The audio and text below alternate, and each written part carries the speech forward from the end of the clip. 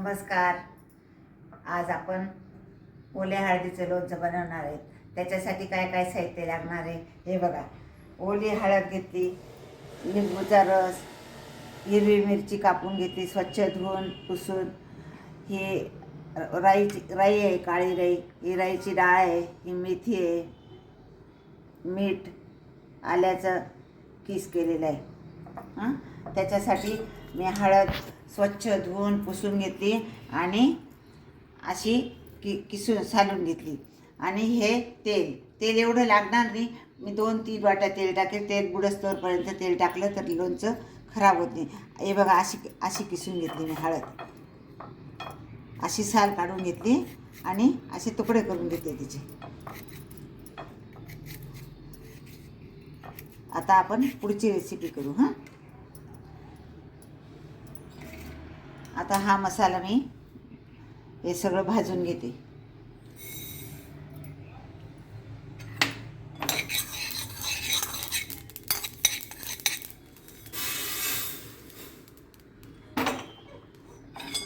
आता राईची डाळ घेऊ.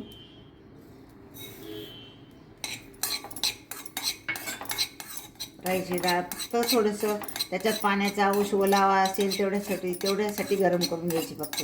नाही तर भाजायची काही गरज नसते तिला. आणि मेथी तेवढ्याच गरम याच्यात टाकून देऊ, तेवढीच भाजू.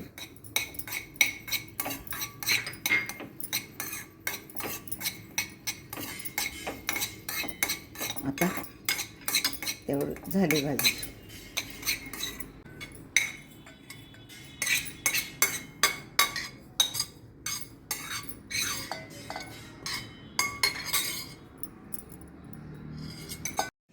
आता हे दळून तयार झालं. हे बघा, एकदम बारीक नाही दळलं, थोडंसं जाडसरच दळलं. आता मी गॅस पेटवून तेल गरम करायला ठेवते.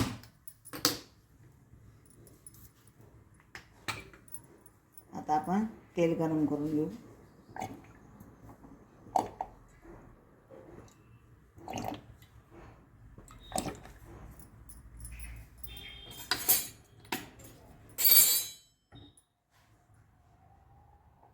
तोपर्यंत आपण हे काढून घेऊ.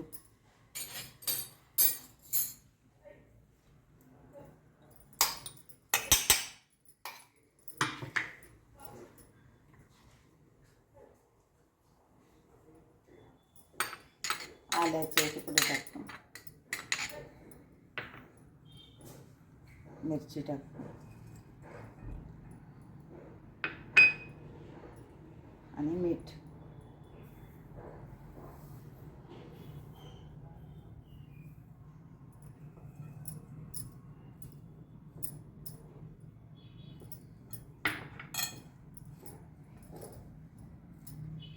मीठ थोडं जास्त झालं तरी चालतं.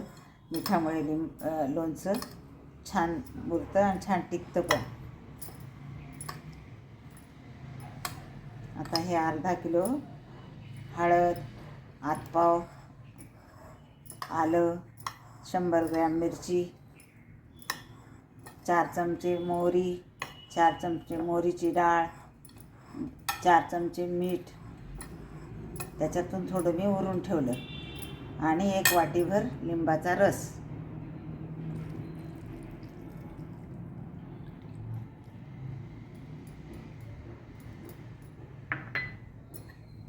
लिंबाच्या रसाने छान चव पण येते आणि लोणचं टिकायला मदत होते.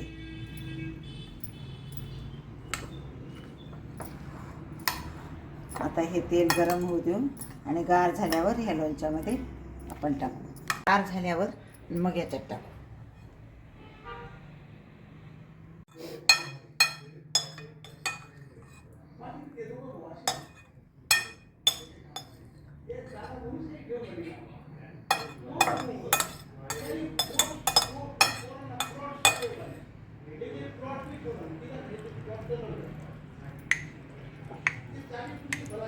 आता पूर्ण तयार झालं लोणचं.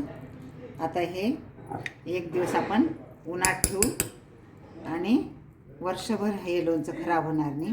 आता त्याचं तेल मुरल्यावर थोडं वरती नाही वरती आलं तर वरून अजून तेल टाकून आणि हे करता येईल. हे बघा किती छान कलर आला बघा. झालं तयार लोणचं लिंबाचं. हळदीचं लोणचं खायला या. माझा हा व्हिडिओ आवडला असेल तर लाईक करा, शेअर करा, सबस्क्राईब करा. धन्यवाद.